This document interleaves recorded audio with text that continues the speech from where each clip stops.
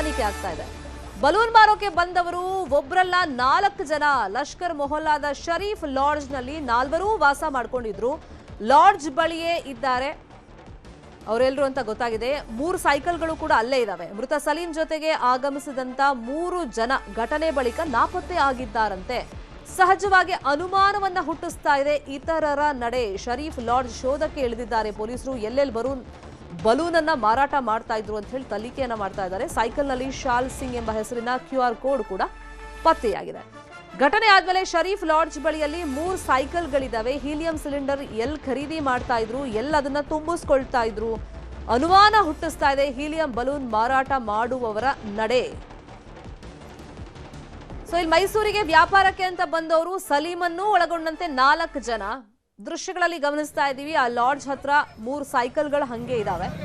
ಘಟನೆ ಯಾವಾಗಾಯ್ತು, ಸಲೀಂ ಮೃತಪಡ್ತಾನೆ, ಈತನ ಜೊತೆಗೆ ಬಂದಂತ ಉಳಿದ 3 ಜನ ಅಪ್ಸ್ಕ್ಯಾಂಡ್ ಆಗಿದ್ದಾರೆ. ಅವರು ಏಕಾಏಕಿ ನಾಪತ್ತೆ ಆಗದ ಕಾರಣ ಏನಾಯ್ತು? ಹಂಗಾದ್ರೆ ಈತನ ಜೊತೆಗೆ ಬಂದಿದ್ದಿದ್ರೆ, ವ್ಯಾಪಾರಕ್ಕೆ ಅಂತಾನೆ ಬಂದಿದ್ದಿದ್ರೆ ಬಹುಶಃ ಅವರು ಈ ತರ ಅಪ್ಸ್ಕ್ಯಾಂಡ್ ಆಗ್ತಿರ್ಲಿಲ್ಲ ಅಂತ ಅನ್ಸುತ್ತೆ. ಇದ್ರ ಹಿಂದಿನ ಉದ್ದೇಶ ಬೇರೆ ಇತ್ತೇನೋ ಗೊತ್ತಿಲ್ಲ. ಈಗ ಪೊಲೀಸರು ತನಿಖೆ ಮಾಡ್ತಾ ಇದ್ದಾರೆ. ಇನ್ನು ಮೈಸೂರಲ್ಲಿ ಹೀಲಿಯಂ ಸ್ಫೋಟ ಪ್ರಕರಣ ಸಂಬಂಧ 2 ಬಲೂನ್ ಮಾರಾಟಗಾರರನ್ನ ಪೊಲೀಸರು ವಶಕ್ಕೆ ಪಡೆದಿದ್ದಾರೆ. ಘಟನೆ ಬಳಿಕ ಹಲವರು ಲಾಡ್ಜ್ನಿಂದ ನಾಪತ್ತೆಯಾಗ್ಬಿಟ್ಟಿದ್ರು. ಕೆಲವರು ಲಾಡ್ಜ್ನಲ್ಲಿ ಸೈಕಲ್ ಬಿಟ್ಟು ಎಸ್ಕೇಪ್ ಆಗಿದ್ರು.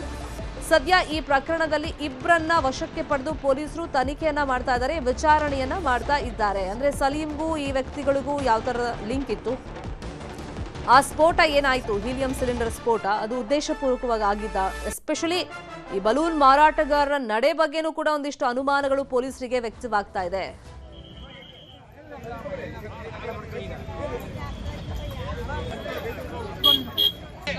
ಇದೇ ವಿಚಾರವಾಗಿ ಇನ್ನಷ್ಟು ಡೀಟೇಲ್ ಆಗಿ ಇನ್ಫಾರ್ಮೇಶನ್ ಕೊಡ್ತಾ ಹೋಗೋದಕ್ಕೆ ನೇರ ಸಂಪರ್ಕದಲ್ಲಿ ಕನೆಕ್ಟ್ ಆಗಿದ್ದಾರೆ ನಮ್ಮ ರಿಪೋರ್ಟರ್ ಆನಂದ್. ಈಗ ಅಕಸ್ಮಾತ್ ಆಗಿ ಆ ಸಿಲಿಂಡರ್ ಬ್ಲಾಸ್ಟ್ ಆಯ್ತಾ ಅಥವಾ ಉದ್ದೇಶಪೂರ್ವಕವಾಗಿ ಅರಮನೆ ಮುಂಭಾಗದಲ್ಲಿ ನಡೆಸಿರುವಂತಹ ಕೃತ್ಯನ ಅಂತ ಹೇಳಿ ಬೇರೆ ಬೇರೆ ಆಯಾಮಗಳಲ್ಲಿ ತನಿಖೆ ಅಂತೂ ನಡೀತಾ ಇದೆ. NIA ಎಂಟ್ರಿ ಕೊಡುವಂತಹ ಸಾಧ್ಯತೆ ಎಷ್ಟು ಮಟ್ಟಿಗಿದೆ ಇವತ್ತು? ಅದೇ ರೀತಿಯಾಗಿ ಈ ಹೀಲಿಯಂ ಸಿಲಿಂಡರ್ ಎಲ್ಲಿ ಫಿಲ್ ಮಾಡ್ತಾ ಇದ್ದಾರೆ ಅನ್ನೋ ಕುರಿತಂತೂ ಪೊಲೀಸರಿಗೆ ಒಂದಿಷ್ಟು ಅನುಮಾನ ಇದೆ. ಅದಕ್ಕೆಲ್ಲ ಏನು ಉತ್ತರ ಸಿಗ್ತಾ ಇದೆ? ಶರ್ಮಿತಾ, ಏನು ನಿನ್ನೆ ರಾತ್ರಿ ಅರಮನೆಯ ಮುಂಭಾಗ ಆದಂತಹ ಅಂದರೆ ಹೀಲಿಯಂ ಸಿಲಿಂಡರ್ ಸ್ಫೋಟ ಏನಿದೆ, ಇದು ಸಾಕಷ್ಟು ಅನುಮಾನಗಳಿಗೂ ಕೂಡ ಎಡೆ ಮಾಡಿಕೊಡ್ತಿದೆ. ಯಾಕಂತ ಹೇಳಿದ್ರೆ ಉತ್ತರ ಪ್ರದೇಶ ಮೂಲದ ಕರ್ನೂಜ್ ಗ್ರಾಮದ ಸಲೀಂ ಎಂಬಾತ ಈ ದುರ್ಘಟನೆಯಲ್ಲಿ ಮೃತ ಆಗಿರುವಂಥದ್ದು. ಈತ ಕಳೆದ 15 ದಿನಗಳ ಹಿಂದೆ ಮೈಸೂರಿಗೆ ಬಂದಿದ್ದ. ಮೈಸೂರಿನ ಲಷ್ಕರ್ ಮೊಹಲ್ದಲ್ಲಿರುವಂತಹ ಏನು ಶರೀಫ್ ಲಾಡ್ಜ್ನಲ್ಲಿ ತಂಗಿದ್ದ ಅನ್ನುವಂಥ ಮಾಹಿತಿ ಸಿಕ್ಕಿರುವಂಥದ್ದು. ಅಲ್ಲದೆ ಈತ ಒಬ್ಬನೇ ಬಂದಿರಲಿಲ್ಲ, ಈತನ ಜೊತೆ ಸುಮಾರು 3-4 ಮಂದಿ ಕೂಡ ಬಂದಿದ್ರು ಅನ್ನುವಂಥ ಮಾಹಿತಿಯನ್ನು ಸಿಕ್ಕಿರುವಂಥದ್ದು. ಸದ್ಯ ಈತನ ಯಾವಾಗ ಈತ ಮೃತಪಡ್ತಾನೆ, ಲಾಡ್ಜ್ನಲ್ಲಿ ಇದ್ದಂತಹ 2 ಪೊಲೀಸರು ವಶಕ್ಕೆ ಪಡೆದರೆ ಇನ್ನು 3ರಿಂದ 4 ಮಂದಿ ನಾಪತ್ತೆ ಆಗಿರುವಂಥದ್ದು. ಸದ್ಯ ಲಾಡ್ಜ್ನ ಹೊರಗಡೆ ಏನು ಅವರೆಲ್ಲರೂ ಕೂಡ ಬಳಸ್ತಾ ಇದ್ದಂಥ ಸೈಕಲ್ ಸಹ ಇಲ್ಲೇ ಇರುವಂಥದ್ದು. ಅದರಲ್ಲಿ ಒಂದು ಸೈಕಲ್ ಮೇಲೆ QR ಕೋಡ್ ಸಹ ಇರುವಂಥದ್ದು, ಶಾಲು ಸಿಂಗ್ ಅಂತ ಹೇಳಿ. ಈ ಎಲ್ಲ ಅಂದರೆ ಯಾಕೆಂತ ಹೇಳಿದ್ರೆ ಈಗಾಗಲೇ ಇವತ್ತು NIA ಕೂಡ ಬರುತ್ತೆ ಅಂತ ಹೇಳಲಾಗ್ತದೆ. ಯಾಕೆಂತ ಹೇಳಿದ್ರೆ ಒಂದು ಆಯಾಮ ಅಲ್ಲ, ಪೊಲೀಸರು ಎಲ್ಲ ಆಯಾಮಗಳಿಂದಲೂ ಕೂಡ ಈ ಪ್ರಕರಣವನ್ನು ತನಿಖೆ ಮಾಡ್ತಾ ಇರುವಂಥದ್ದು. ಯಾಕೆಂತ ಹೇಳಿದ್ರೆ ಅರಮನೆಯ ಮುಂಭಾಗ ಭದ್ರತಾ ಲೋಪ ಆಗಿರೋದಂತೂ 100ಕ್ಕೆ 100ರಷ್ಟು ಸತ್ಯ. ನಿನ್ನೆ ಕ್ರಿಸ್ಮಸ್, ಜನಸಂದಣಿ ಜಾಸ್ತಿ ಇರುತ್ತೆ. ಸಾಮಾನ್ಯವಾಗಿ ಅರಮನೆಯ ಮುಂಭಾಗ ಯಾವಾಗಲೂ ಕೂಡ ಜನಸಂದಣಿ ಇರುವಂಥದ್ದು. ಈತ 15 ದಿನಗಳಿಂದಲೂ ಕೂಡ ಮೈಸೂರಿಗೆ ಬಂದು ಬಲೂನು ಮಾರಾಟ ಮಾಡಲು ಕಾರಣ ಏನು ಅನ್ನುವಂಥದ್ದು ಕೂಡ ಒಂದು. ಇನ್ನೊಂದು, ಈತ ಉದ್ದೇಶಪೂರ್ವಕವಾಗಿ ಸಿಲಿಂಡರ್ ಸ್ಫೋಟಗೊಳಿಸಿದ ಆಕಸ್ಮಿಕನ ಅನ್ನುವ ನಿಟ್ಟಿನಲ್ಲೂ ಕೂಡ ಪೊಲೀಸರಿಗೆ ಅನೇಕ ಅನುಮಾನಗಳು ಮೂಡ್ತಾ ಇರುವಂಥದ್ದು. ಯಾಕಂತ ಹೇಳಿದ್ರೆ ಈತನ ಜೊತೆ ಬಂದಿದ್ದಂಥವರು ಯಾರು, ಈತನ ಸಂಬಂಧಿಕರ, ಈತನ ಸ್ನೇಹಿತರ ಅಥವಾ ಬೇರೆ ರಾಜ್ಯದವರು, ಎಲ್ಲ ಆಯಾಮಗಳಿಂದಲೂ ಕೂಡ ಪೊಲೀಸರು ತನಿಖೆ ನಡೆಸ್ತಾ ಇರುವಂಥದ್ದು. ಅಲ್ಲದೆ ಈತ ಓಡಾಡಿದಂಥ ಜಾಗಗಳ CCTV ಫುಟೇಜ್ ಅನ್ನು ಕೂಡ ಪೊಲೀಸರು ಈಗಾಗಲೇ ಕಲೆ ಹಾಕಿದ್ದಾರೆ. ಎಲ್ಲ ಆಯಾಮಗಳಿಂದಲೂ ಕೂಡ ತನಿಖೆಯನ್ನು ನಡೆಸಿ ಇದು ಉದ್ದೇಶನ ಅಥವಾ ಆಕಸ್ಮಿಕವ ಎಂಬುದನ್ನು ಪೊಲೀಸರು ದೃಢಪಡಿಸ್ಕೋಬೇಕಾಗಿದೆ. ಈ ಹಿನ್ನೆಲೆಯಲ್ಲಿ ತನಿಖೆಯನ್ನು ಮೈಸೂರು ಪೊಲೀಸರು ಚುರುಕುಗೊಳಿಸಿರುವಂಥದ್ದು. ಸಂಜೆಯ ವೇಳೆಗೆ NIA ಕೂಡ ಏನು ಘಟನೆ ಆದಂತಹ ಅರಮನೆ ಜಯಮಾರ್ತಾಂಡ ಏನು ಮುಂಭಾಗಿದೆ ಅಲ್ಲಿಗೆ ಭೇಟಿ ಕೊಡುತ್ತೆ ಅನ್ನುವಂತಹ ಮಾಹಿತಿ ಸಹ ಸಿಕ್ಕಿರುವಂಥದ್ದು. ಶರ್ಮಿತಾ, ಆನಂದ್, ಇನ್ನೊಂದು ಕಡೆ ಈ ಶರೀಫ್ ಲಾಡ್ಜ್ ಏನಿದೆ, ಸೊ ಇಲ್ಲಿ ತಂಗಿರೋರ ಬಗ್ಗೆನೂ ಕೂಡ ಹಲವಾರು ಅನುಮಾನಗಳು ವ್ಯಕ್ತವಾಗ್ತಾ ಇದೆ. ಬಹುಶಃ ನೀವು ಆ ಲಾಡ್ಜ್ ಹತ್ರ ಇದ್ದೀರಾ ಅಂತ ಭಾವಿಸ್ತಾ, ಸೊ ಅಲ್ಲಿ ಸೈಕಲ್ ಇರ್ಬೋದು ಅಥವಾ ಎಷ್ಟು ರೂಮ್ಸ್ ಇದೆ, ಯಾರೆಲ್ಲ ತಂಗಿದ್ರು, ಅದ್ರ ಬಗ್ಗೆ ಇನ್ಫಾರ್ಮೇಶನ್ ಕೊಡ್ತಾ ಹೋಗ್ಬೋದು, ಅದನ್ನು ತೋರಿಸ್ತಾ? ಖಂಡಿತ ಶರ್ಮಿತಾ, ನೀವು ದೃಶ್ಯದಲ್ಲಿ ಗಮನಿಸ್ತಾ ಇರ್ಬೋದು, ಇದೇ ಶರೀಫ್ ಲಾಡ್ಜ್ನಲ್ಲಿ ಆತ ಕಳೆದ 15 ದಿನಗಳಿಂದಲೂ ಕೂಡ ವಾಸ ಇದ್ದಿದ್ದು ಅನ್ನುವಂಥ ಮಾಹಿತಿ ಸಿಕ್ಕಿರುವಂಥದ್ದು. ಇನ್ನು ಈ ಲಾಡ್ಜ್ ಮುಂಭಾಗವೇ ಇರುವಂಥ ಸೈಕಲ್ನು ಕೂಡ ನಾನು ನಿಮಗೆ ತೋರಿಸ್ತಾ ಹೋಗ್ತೀನಿ. ಏನು ಸುಮಾರು ಬಲೂನನ್ನು ಹೀಲಿಯಂ ಗ್ಯಾಸ್ ಬಲೂನಲ್ಲಿ ಸಿಲಿಂಡರ್ನ ತುಂಬಿಕೊಂಡು ಇದೇ ಸೈಕಲ್ಗಳಲ್ಲಿ ಇವರು ಬಲೂನನ್ನು ಮಾರಾಟ ಮಾಡ್ತಿದ್ರು. ಅರಮನೆಯ 4 ಗೇಟ್ಗಳಲ್ಲೂ ಕೂಡ ಮಾರಾಟವನ್ನು ಮಾಡ್ತಾ ಇದ್ರು ಅನ್ನೋ ಅಂಶ ತಿಳಿದು ಬಂದಿರುವಂಥದ್ದು. ಈ ಸೈಕಲ್ನಲ್ಲಿ ಸಿಲಿಂಡರ್ಗಳನ್ನ ಕಟ್ಕೊಂಡು ಬಲೂನನ್ನು ತುಂಬಿಸಿ ದಿನನಿತ್ಯ ವ್ಯಾಪಾರ ಮಾಡ್ತಾರೆ. ಆದರೆ ಇವರು ಬಂದಿದ್ದಾದ್ರು ಎಲ್ಲಿಂದ, ಯಾವಾಗ ಮೈಸೂರಿಗೆ ಬಂದರು ಅನ್ನುವಂಥ 15 ದಿನಗಳಿಂದ ಸಲೀಂ ಬಂದಿದ್ರೆ, ಇನ್ನು ಉಳಿದವರು ಯಾವಾಗ ಬಂದಿದ್ರು, ಇವರ ಉದ್ದೇಶ ಏನಿತ್ತು, ಬಲೂನ್ ಮಾರಾಟ ಮಾಡುವ ಸಲುವಾಗಿಯೇ ಬಂದಿದ್ರಾ ಅಥವಾ ಬೇರೆ ಬೇರೆ ಉದ್ದೇಶಗಳಿಂದ ಬಂದಿದ್ರಾ ಅಥವಾ ಇಲ್ಲಿ ಕೇವಲ ಮೈಸೂರಿನಲ್ಲಿ ಬಲೂನ್ ಮಾರಾಟ ಒಂದನ್ನೇ ಮಾಡ್ತಾ ಇದ್ರಾ, ಹೀಲಿಯಂ ಗ್ಯಾಸನ್ನು ಎಲ್ಲಿ ಫಿಲ್ ಮಾಡ್ತಾ ಇದ್ರು ಅನ್ನುವ ಎಲ್ಲ ಅಂಶಗಳ ಕುರಿತಾಗಿಯೂ ಕೂಡ ಪೊಲೀಸರು ಈಗಾಗಲೇ ತನಿಖೆಯನ್ನು ಆರಂಭಗೊಳಿಸಿರುವಂಥದ್ದು. ಅಲ್ಲದೆ ಇದೇ ಲಾಡ್ಜ್ನಲ್ಲಿ ಆತ ಇದ್ದಿದ್ದಂಥದ್ದು ಕಳೆದ 15 ದಿನಗಳಿಂದಲೂ ಕೂಡ ವ್ಯಾಪಾರ ಮುಗಿದ ಬಳಿಕ ಇಲ್ಲೇ ಬಂದು ಸ್ಟೇ ಆಗ್ತಿದ್ದಂಥದ್ದು. ಆ ಕಾರಣಕ್ಕಾಗಿಯೇ ಪೊಲೀಸರು ಈಗ ಲಾಡ್ಜ್ನಲ್ಲೂ ಕೂಡ ಬಿಗಿ ಪೊಲೀಸ್ ಬಂದೋಬಸ್ತನ್ನು ಕೂಡ ಕೈಗೊಂಡಿರುವಂಥದ್ದು. ಅಲ್ಲದೆ ಇನ್ನುಳಿದವರು ನಾಪತ್ತೆಯಾಗಿರೋರನ್ನು ಕೂಡ ಹುಡುಕಾಟವನ್ನು ನಡೆಸ್ತಾ ಇರುವಂಥದ್ದು. ಶರ್ಮಿತಾ, ಫೈನ್. ಈಗ ಸಲೀಂ ಬಗ್ಗೆ ಒಂದಿಷ್ಟು ಅನುಮಾನಗಳು ವ್ಯಕ್ತವಾಗೋದ ಕಾರಣ ಈತ ಬಂದಿದ್ದೆ ಇತ್ತೀಚೆಗೆ ಒಂದು 15 ದಿವಸ ಆಗಿರ್ಬೋದು. ಸೊ ಈತನಿಗೆ ಅಲ್ಲಿ ಸಹಕಾರ ಕೊಡ್ತಾ ಇದ್ದವ್ರು ಯಾರು, ಮತ್ತೆ ವ್ಯಾಪಾರವನ್ನ ಅರಮನೆ ಸುತ್ತಮುತ್ತಲೇ ನಡೆಸ್ತಾ ಇದ್ದ ಅಥವಾ ನೆಪ ಮಾತ್ರಕ್ಕೆ ಈ ಬಲೂನ್ ವ್ಯಾಪಾರ ಮಾಡ್ತಾ ಇದ್ದ, ಆತನ ಚಟುವಟಿಕೆ ಬಗ್ಗೆ ಏನಾದರೂ ಮಾಹಿತಿ? ಶರ್ಮಿತಾ, ಸ್ಥಳೀಯರು ಸದ್ಯಕ್ಕೆ ಕೊಟ್ಟಿರುವ ಮಾಹಿತಿ ಪ್ರಕಾರ ಸುಮಾರು ಅಂದರೆ ಹೊರ ರಾಜ್ಯಗಳಿಂದ ಬಲೂನ್ ಮಾರಾಟ ಮಾಡಲು ಪ್ರತಿ ವರ್ಷವೂ ಕೂಡ ಒಂದಷ್ಟು ಮಂದಿ ಬರ್ತಾ ಇದ್ರು, ಅವರು ಇದೇ ಲಾಡ್ಜ್ನಲ್ಲಿ ತಂಗ್ತಾ ಇದ್ರು ಅನ್ನುವಂತಹ ಮಾಹಿತಿಯನ್ನು ಕೊಟ್ಟಿರುವಂಥದ್ದು. ಆದರೆ ಈ ಸಲೀಂ ಇದೇ ಮೊದಲೇ ಬಾರಿಗೆ ಮೈಸೂರಿಗೆ ಬಂದಿದ್ದ, ಈ ಹಿಂದೆನೂ ಕೂಡ ಬಂದಿದ್ದ ಅನ್ನುವಂಥದ್ದನ್ನ ಪೊಲೀಸರು ಹೇಳಬೇಕಾಗುತ್ತೆ. ಯಾಕೆಂತ ಹೇಳಿದ್ರೆ ಕಳೆದ 15 ದಿನಗಳಿಂದ ಅಷ್ಟೇ ಬಲೂನ್ ಮಾರಾಟ ಮಾಡಲು ಬಂದಿದ್ದ, ಈತ ಅರಮನೆಯಲ್ಲಿ ಒಳಗಡೆಯೂ ಕೂಡ ಹೋರಾಟವನ್ನು ಮಾಡಿದ್ದ ಅನ್ನುವಂತಹ ಒಂದು ಅಂಶವೂ ಸಹ ಬೆಳಕಿಗೆ ಬಂದಿರುವಂಥದ್ದು, ಅದು ಕೂಡ ಒಂದು ಫೋಟೋ ಮೂಲಕ. ಈ ಹಿನ್ನೆಲೆಯಲ್ಲಿ ಆತ ಇದೇ ಮೊದಲೇ ಬಾರಿಗೆ ಮೈಸೂರಿಗೆ ಬಂದಿದ್ದ ಅಥವಾ ಈ ಹಿಂದೆನೂ ಕೂಡ ಬಂದಿದ್ದ ಅನ್ನುವಂಥ ನಿಟ್ಟಿನಲ್ಲಿ ಪೊಲೀಸರು ತನಿಖೆಯನ್ನು ಮಾಡ್ತಾ ಇದ್ದಾರೆ. ಇದು ಒಂದು ಭಾಗ. ಆದರೆ ಈಗ ಇಬ್ಬರನ್ನು ಕೂಡ ಪೊಲೀಸರು ವಶಕ್ಕೆ ಪಡೆದಿದ್ದಾರೆ. ಅವರಿಂದ ಯಾವೆಲ್ಲ ಮಾಹಿತಿಗಳನ್ನ ಸಿಗುತ್ತೆ, ಅವರು ಯಾವ ಅಂಶಗಳಂದ್ರೆ ಉದ್ದೇಶಪೂರ್ವಕವಾಗಿ ಏನಾದರೂ ಆಗಿದೆಯಾ ಅಥವಾ ಆಕಸ್ಮಿಕವ ಅಥವಾ ಇವರೆಲ್ಲರೂ ಒಂದೇ ಕುಟುಂಬದವರ ಅಥವಾ ಸ್ನೇಹಿತರ, ಇವೆಲ್ಲವನ್ನು ಕೂಡ ಪೊಲೀಸರ ತನಿಖೆಯಿಂದ ಸತ್ಯ ಹೊರಬರಬೇಕು. ಆದರೆ ಒಂದಂತೂ ಸ್ಪಷ್ಟ, ಅರಮನೆಯ ಮುಂದೆ ಆಗಿರ್ತಕ್ಕಂಥ ಭದ್ರತಾ ಲೋಪ ಏನಿದೆ, ಇದು ನಿಜಕ್ಕೂ ಕೂಡ ಮೈಸೂರನ್ನ ಬೆಚ್ಚಿ ಬೀಳಿಸಿರುವಂಥದ್ದು. ಉದ್ದೇಶಪೂರ್ವಕವಾಗಿ ಈ ಘಟನೆ ನಡೆದಿದ್ರೆ, ಯಾಕೆಂದರೆ ಮುಂದೆ ವರ್ಷ ವರ್ಷ ಬರ್ತಾ ಇರುವಂಥದ್ದು. ನಿನ್ನೆ ಕ್ರಿಸ್ಮಸ್ ಹಬ್ಬ, ಜನಸಂದಣಿ ಹೆಚ್ಚಿರುವಂತಹ ಮೈಸೂರು ಪ್ರವಾಸಿ ತಾಣಗಳಲ್ಲಿ ಕಟ್ಟೆಚ್ಚರವನ್ನು ವಹಿಸಬೇಕಾಗುತ್ತೆ. ಶರ್ಮಿತಾ, ಫಾಲೋ ಅಪ್ ಮಾಡೋ ಸುದ್ದಿನ ಥ್ಯಾಂಕ್ ಯು ಆನಂದ್. ಈ ಕ್ಷಣದ ಮಾಹಿತಿಯನ್ನು ಕೊಟ್ಟಿದ್ದಕ್ಕೆ. ಮೈಸೂರಲ್ಲಿ ಹೀಲಿಯಂ ಸಿಲಿಂಡರ್ ಸ್ಫೋಟ ಪ್ರಕರಣ ಸಂಬಂಧ ತನಿಖೆ ಆಗ್ತಾ ಇದೆ ಅಂತ ಹೇಳಿ ಬೆಂಗಳೂರಲ್ಲಿ ಗೃಹ ಸಚಿವ ಪರಮೇಶ್ವರ್ ಅವರು ಹೇಳಿಕೆಯನ್ನು ಕೊಟ್ಟಿದ್ದಾರೆ. ಇದು ಯಾವ ರೀತಿ ಆಗಿದೆ ಅಂತ ಹೇಳಿ ತನಿಖೆ ಆಗ್ತಾ ಇದೆ, ನಾನು ರಿಪೋರ್ಟ್ ಕೊಡಿ ಅಂತ ಹೇಳಿದ್ದೀನಿ ಅಂತ ಬೆಂಗಳೂರಲ್ಲಿ ಗೃಹ ಸಚಿವ ಪರಮೇಶ್ವರ್ ಅವರು ಹೇಳಿಕೆಯನ್ನು ಕೊಟ್ಟಿದ್ದಾರೆ. ಈಗ ಜಮ್ಮು ಕಾಶ್ಮೀರದಲ್ಲಿ ಏನಾಯ್ತು ಅನ್ನೋದು ಗೊತ್ತಿದೆಯಲ್ಲ, ಅದಕ್ಕೆ ಸೂಕ್ಷ್ಮವಾಗಿರುವಂತೆ ಹೇಳಿದ್ದೀನಿ. ಅವನಿಗೆ ಸಿಲಿಂಡರ್ ಹೇಗೆ ಸಿಕ್ತು ಅಂತಾನು ತನಿಖೆ ಮಾಡೋದಕ್ಕೆ ಹೇಳಿದ್ದೀನಿ. ವರದಿ ಬಂದ ಮೇಲೆ ಅದ್ರ ಬಗ್ಗೆ ಅಧಿಕೃತವಾಗಿ ಮಾತಾಡ್ಬೋದು. ಇನ್ನು ಉನ್ನತ ಮಟ್ಟದ ತನಿಖೆ ವಹಿಸೋ ಬಗ್ಗೆ ಅಧಿಕಾರಿಗಳು ಏನ್ ಹೇಳ್ತಾರೆ ನೋಡೋಣ ಅಂತ ಹೇಳಿದ್ದಾರೆ. ಈಗಷ್ಟೇ ನಮ್ಮ ರಿಪೋರ್ಟರ್ ಆನಂದ್ ಹೇಳ್ತಾ ಇದ್ರು, ಬಹುಶಃ ಸಂಜೆ ವೇಳೆಗೆ NIA ಅಧಿಕಾರಿಗಳು ಮೈಸೂರಿಗೆ ಬಂದು ಸ್ಥಳ ಪರಿಶೀಲನೆ ಮಾಡುವಂತ ಸಾಧ್ಯತೆ ಇದೆ ಅಂತೇಳಿ. ಹಾಗಾಗಿ ಇದು ಬೇರೆ ಆಯಾಮದಲ್ಲಿ ಈಗ ತನಿಖೆ ನಡೆಸುವಂತ ನಿಟ್ಟಿನಲ್ಲೂ ಕೂಡ ಗಮನ ಹರಿಸ್ತಾ ಇದೆ ಸರ್ಕಾರ. ರೀತಿಯನ್ನು ಟೂರಿಸ್ಟ್ಗಳು ಬರ್ತಾರೆ ಅಂಥ ಸಂದರ್ಭದಲ್ಲಿ ಹೇಗೆ ರೆಗ್ಯುಲೇಟ್ ಮಾಡಬೇಕು ಅನ್ನೋದ್ರ ಬಗ್ಗೆ ಇನ್ನೂ ಹೆಚ್ಚಿನ ರೀತಿಯಲ್ಲಿ ಕ್ರಮ ತಗೋಬೇಕು.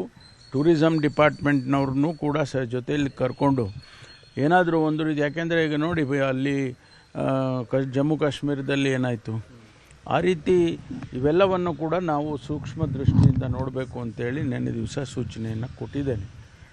ನಾನು ಮೈಸೂರಿಗೆ ಹೋದಾಗ ಇದ್ರ ಬಗ್ಗೆ ಒಂದು ರಿವ್ಯೂ ಮಾಡಿ ಏನು ಕ್ರಮ ತಗೋಬೇಕು ಅನ್ನೋದ್ರ ಬಗ್ಗೆ ತಿಳಿಸ್ತೇನೆ. ಮೈಸೂರಲ್ಲಿ ಹೀಲಿಯಂ ಗ್ಯಾಸ್ ಸ್ಫೋಟ ಪ್ರಕರಣ ಸಂಬಂಧ ಗಾಯಾಳು ಮಂಜುಳಾ ಕುಟುಂಬಸ್ಥರು ಕಣ್ಣೀರನ್ನ ಹಾಕ್ತಾ ಇದ್ದಾರೆ. ನನ್ನ ತಂಗಿ ನೋಡೋಕೆ ಇನ್ನೂ ಆಗಿಲ್ಲ ಅಂತ ಹೇಳಿ ಕಣ್ಣೀರನ್ನ ಹಾಕ್ತಾ ಇದ್ದಾರೆ. ನಾನೇ ಮೈಸೂರಿಗೆ ಹೋಗ್ತಾ ಇದ್ದೀನಿ ಅಂತ ಹೇಳ್ಬಿಟ್ಟು ಹೋಗಿದ್ರಂತೆ. ಈಗ ಏನಾಗಿದೆ ಅನ್ನೋದು ಗೊತ್ತಿಲ್ಲ. ಆಸ್ಪತ್ರೆಯಲ್ಲಿ ಇದ್ದಾಳೆ ಅಂತ ಗೊತ್ತು, ಆಪರೇಷನ್ ಮಾಡಿದೀವಿ ಅಂತ ವೈದ್ಯರು ಹೇಳಿದ್ದಾರೆ. ನನ್ನ ತಂಗಿಯನ್ನ ನೋಡಬೇಕು ಅಂತ ಹೇಳಿ KR ಆಸ್ಪತ್ರೆಯಲ್ಲಿ ಗಾಯಾಳು ಮಂಜುಳಾ ಅಕ್ಕ ರತ್ನಮ್ಮ ಕಣ್ಣೀರನ್ನ ಹಾಕ್ತಾ ಇದ್ದಾರೆ. ಯಾಕಂದ್ರೆ ಪಾಪ ಇವ್ರದ್ದೇನು ತಪ್ಪಿರಲಿಲ್ಲ. ಅಲ್ಲಿಗೆ ಮೈಸೂರಿಗೆ ಪ್ರವಾಸಿ ತಾಣಗಳಿದೆ, ಅದರಲ್ಲೂ ಅರಮನೆ ಮುಂಭಾಗ ನೋಡಬೇಕು ಅಂತ ಹೋಗಿದ್ದಾರೆ. ಆ ಸಂದರ್ಭದಲ್ಲಿ ಅಲ್ಲಿ ಬಲೂನ್ ಕಣ್ಣಿಗೆ ಬಿದ್ದಿದೆ, ತಗೊಳ್ಳೋಣ ಅಂತ ಒಂದು ಆಸೆ ಆಗಿರುತ್ತೆ. ಆ ಸಂದರ್ಭದಲ್ಲಿ ಈ ಘಟನೆ ನಡೆದಿರೋದ್ರಿಂದ ಒಂದ್ ಕಡೆ ನನ್ನ ತಂಗಿ ನೋಡೋಕ್ಕೂ ಆಗ್ತಾ ಇಲ್ಲ, ಆಪರೇಷನ್ ಆಗಿದೆ ಅಂತ ವೈದ್ಯರು ಮಾಹಿತಿ ಕೊಡ್ತಾ ಇದ್ದಾರೆ. ಇವಾಗ ಅವಳ ಪರಿಸ್ಥಿತಿ ಏನಾಗಿದೆ ಗೊತ್ತಿಲ್ಲ, ಆಸ್ಪತ್ರೆ ಇದ್ದಾಳೆ ಅಂತ ಅಷ್ಟೇ ಮಾಹಿತಿ ಗೊತ್ತಿರೋದು. ನೆನ್ನೆ ಹೋಗುವಾಗ ಮೈಸೂರಿಗೆ ಹೋಗ್ತಾ ಇದ್ದೀನಿ ಅಂತ ಹೇಳಿ ಹೋಗಿದ್ಲು. ಆದರೆ ಈ ರೀತಿ ಆಗ್ಬಿಟ್ಟಿದೆ ನೋಡಿ ಘಟನೆ ಇವಾಗ ಅಂಥೇಳಿ ಕಣ್ಣೀರನ್ನು ಹಾಕ್ತಾ ಇದ್ದಾರೆ ಈ ಸ್ಫೋಟದಲ್ಲಿ ಗಾಯಗೊಂಡಿರುವಂಥ ಮಂಜುಳಾ ಅಕ್ಕ ರತ್ನಮ್ಮ ಅವರು. ಕೆಲ್ಸಕ್ಕೆ ಹೋಗಿ ನೈಟ್ ಬಂದ್ರು, ಈಗ ಬಂದ್ಮೇಲೆ ಗೊತ್ತಾಗಿದ್ದು, ನಮ್ಗೆ ಗೊತ್ತಿಲ್ಲ. ಗೊತ್ತಾದ್ರೆ ಫೋನಲ್ಲೆಲ್ಲ ನೋಡ್ಕೊಂಡೆ ಬಂದಿರೋದು ಅಷ್ಟೇ, ನಮ್ಗಿನ್ನೇನು ಗೊತ್ತಿಲ್ಲ. ಏನು ಮಾಡ್ತೀರ ನಾವು ಇನ್ನೂ ಗೊತ್ತಿಲ್ಲ. ನಾನು ಈಗ ಬಂದಿದ್ದೆ ಜಸ್ಟ್. ಏನು ಕೆಲಸ ಮಾಡ್ತಾರೆ? ಏನಿಲ್ಲ, ಮನೇಲೆ. ಈಗ ಫೋನೇ ಮಾಡಕ್ ಬರಲ್ಲ, ನಮ್ಗೆ ಹೆಂಗೆ ಗೊತ್ತಾಯ್ತದೆ? ಅಂತ ಫೋನಿಗೇನೇ ಇಲ್ಲ ಅಷ್ಟ, ನಮ್ಗೆ ಗೊತ್ತಾಗಲ್ಲ. ನಾವು ಫೋನೇ ಮಾಡಕ್ 6 ಗಂಟೆಗೆ ಅರಮನೆ ಲೈಟ್ ನೋಡ್ಕೊ ಬರ್ತೀನಿ ಅಂತ ಅಂದ್ಬಿಟ್ಟು ಬಂದರು. ಬಂದ್ಬಿಟ್ಟು ಮತ್ತೆ ಅವರು ಚಾಮರಾಜಪುರಮಲ್ಲಿ ನಮ್ಮ ಮಗಳ ಮನೆ ಇದೆ, ಅಲ್ಲಿಗೆ ಹೋಗ್ತೀನಿ ಅಂತ ಹೇಳಿದರು. ಅವ್ರು ನೋಡ್ಕೊಂಡು ಹೋಗೋತ್ತಲ್ಲಿ 8:30 ಅಷ್ಟೊತ್ತಲ್ಲಿ ಆ ಥರ ಆಗಿದೆ. ಅಲ್ಲ, ಇನ್ಸಿಡೆಂಟ್ ಆದಾಗ ಅವರು ಅಲ್ಲಿ ಮಕ್ಕಳ ಜೊತೆ ಇಲ್ಲ ಅವ್ರಿಗೆ ಮದುವೆ ಆಗಿಲ್ಲ. ಅವರೊಬ್ರು ನೋಡ್ಕೊಂಡು ಮನೆಗೆ ಹೋಗಿ ಬಂದಿದ್ರು ಅಷ್ಟೇ. ಏನು ಮಾಡ್ತಿದ್ರು ಸರ್ ಮಂಜು? ಅವ್ರೇನು ಮಾಡ್ತಿಲ್ಲ, ನಮ್ಮಲ್ಲಿ ನಾವೇ ನೋಡ್ಕೊತೀವಿ, ಸಾಕೊಂಡಿದ್ರು. ಈಗ ಹೆಂಗಿದೆ ಸರ್? ಅವರು ಕಂಡೀಷನ್ ಕ್ರಿಟಿಕಲ್ ಇದೆ ಅಂತ ಹೇಳ್ತಾ ಇದ್ದಾರೆ. ಆಮೇಲೆ ಆಪ್ರೇಷನ್ ಮಾಡಿದಾರಂತೆ. ಮೂಳೆ ಹತ್ರ ಎಲ್ಲ ಕಂಡ ಎಲ್ಲ ಇದಾಗಿ ಮೂಳೆ ಕ್ರ್ಯಾಚ್ ಆಗಿತ್ತಂತೆ. ಅದನ್ನು ಆಪ್ರೇಷನ್ ರಾತ್ರಿ ಮಾಡಿ ಇದು ಮಾಡಿದ್ದೀನಿ ಅಂತ ಹೇಳಿದ್ದಾರೆ. ಇನ್ನು ಈ ಘಟನೆ ಬಗ್ಗೆ ಗಾಯಾಳು ಲಕ್ಷ್ಮಿ ಮಗಳು ಡಿಂಪು ಮಾಹಿತಿಯನ್ನ ಕೊಟ್ಟಿದ್ದಾರೆ. ನಿನ್ನೆ ಸ್ಫೋಟದ ವೇಳೆ ತಾಯಿ ಜೊತೆಯಲ್ಲೇ ಮಗಳು ಡಿಂಪು ಇದ್ರು, ಕಣ್ಣಾರೆ ನೋಡಿದ್ದಾರೆ ಘಟನೆ ಏನಾಗಿದೆ ಅಂತ. ಆಕೆ ಹೇಳಿರೋ ಪ್ರಕಾರ ಅಮ್ಮನ ಜೊತೆಯಲ್ಲಿ ಅರಮನೆ ಮುಂದೆ ನಡ್ಕೊಂಡು ಹೋಗ್ತಾ ಇದ್ದೆ, ಆ ಸಂದರ್ಭದಲ್ಲಿ ಬ್ಲಾಸ್ಟ್ ಆಯ್ತು, ಮತ್ತೆ ಅಮ್ಮನನ್ನ ನೋಡ್ಲೇ ಇಲ್ಲ. ಬ್ಲಾಸ್ಟ್ ಆಯ್ತು, ಆ ಕ್ಷಣದಲ್ಲಿ ಏನಾಯ್ತು ಅಂತ ಸುತ್ತಮುತ್ತ ಗೊತ್ತಾಗ್ಲೇ ಇಲ್ಲ. ಅಮ್ಮ ನನ್ನ ಮುಂದೆ ಹೋಗ್ತಾ ಇದ್ರು, ನಾನು ಅವ್ರ ಹಿಂದೆ ಇದ್ದೆ.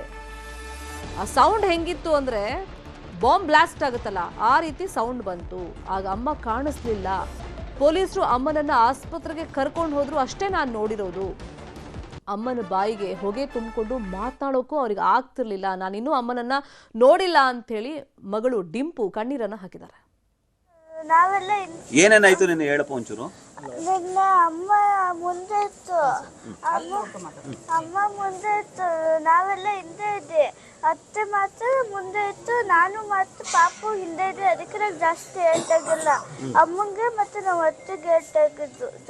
ನೀನೇನ್ ಮಾಡಿದೆ ಆ ಟೈಮಲ್ಲಿ? ಅದು ಓಡಾಯ್ತಿದ್ವಿ ನಾವು ಆ ಕಡೆ ಸೈಡು. ಆಗ ಬಾಬ್ಲಾಸ್ ನಾವು ಈ ಕಡೆ ಓಡ್ ಬಂದಾಗ ಬಿದ್ದು ಏಟಾಗಿದ್ದು. ಅಮ್ಮಂಗೆ ಏನ್ ಏಟಾಯ್ತಪ್ಪ ಆಗ? ನಾನು ನೋಡಿಲ್ಲ, ನಾನು ಅಮ್ಮ ಹುಡುಕ್ತಿದ್ದೆ. ಪೊಲೀಸರು ಆಟೋದಲ್ಲಿ ಕಳ್ಸಿದಾಗ ನೋಡಿದ್ರೆ ಬಿದ್ದೋಗಿತ್ತಮ್ಮ. ಪಾಪು ಚೆನ್ನಾಗವ್ರ? ನಿಮ್ಮತ್ತೆ ಅವ್ರಿಗೂ ಏಟಾಗಿದ್ಯಾ ಪುಟ? ಲೈಟ್ ನೋಡ್ತಾ ಇದ್ರ? ನೋಡ್ತಿರ್ಲಿಲ್ಲ. ಲಾಳೆ ಬರೋದ, ದೇವಸ್ಥಾನಕ್ಕೆ ಹೋಗಿ ಲಾಳೆ ಬರೋದ ಅಂತ ಆ ಕಡೆ ಫುಟ್ಪಾತಲ್ಲಿ ಹೋಯ್ತಿದ್ವಿ. ಆಗ ಬ್ಲಾಸ್ಟ್ ಆಗಿದ್ದು. ಹೆಂಗ್ ಬಂತು ಆಗ ಸೌಂಡು? ಬಾಂಬ್ ಬ್ಲಾಸ್ಟ್ ಆಗ್ತಾರೆ ಅದೇ ತರ ಜೋರಾಗಿ ಬಂದಿತ್ತು. 9:00 ನಮ್ಮ ತಂಗಿ ಫೋನ್ ಮಾಡಿ ಹೇಳಿದ್ಲು, ನಾನು ಅದಕ್ಕೆ ಹಿಂಗೆ ಬಾಂಬ್ ಬ್ಲಾಸ್ಟ್ ಆಗಿ ಬಿದ್ದೋಗುತ್ತೆ, ಸತ್ತೋಗೈತೆ ಅಂತ ಹೇಳ್ಬಿಟ್ಲು. ಅವಳಿಗೂ ಕತ್ತೇಟಾಗೈತೆ. ಆವಾಗ ನಮ್ಗೆ ಗಾಬರಿ, ನಾನು ಓಡಿ ಬಂದಿಲ್ಲ. ನಮ್ಗೆ ಅಷ್ಟೊಂದು ತಲೆ ಓಡಿಲ್ಲ. ಎಷ್ಟು ಬೆಳಿಗ್ಗೆ ದೇವಸ್ಥಾನಕ್ಕೆ ಹೋಗಿದ್ದು, 2 ದಿವಸಕ್ಕೆ ಹೋಗಿದ್ದು, ಆಮೇಲೆ ಸಂಜೆ ಇಲ್ಲಿ ಬಂದಿರೋದು. ನಿಮಗೆ ಫೋನ್ ಮಾಡಿದ್ದಾರೆ? ನನ್ನ ತಂಗಿ ನೋಡಿದ್ರೆ ಸರ್, ಈಗ ಹೇಗಿದೆ? ನೋಡಿದ್ರೆ ಹೇಗಿದೆ ಸರ್? ಅದೇ ಇದೆ, ಏನು ಹೇಳ್ತಾ ಇಲ್ಲ, ಇನ್ನೂ ಏನು ಗ್ಯಾರಂಟಿ ಕೊಡ್ತಾ ಇಲ್ಲ. ನೋಡಿದ್ರು ನೋಡಿ ಮಾತಾಡ್ತಾರೆ? ಮಾತೇ ಇಲ್ಲ. ಇದು ಗಾಯಾಳುಗಳ ಕುಟುಂಬಸ್ಥರು ಸಹಜ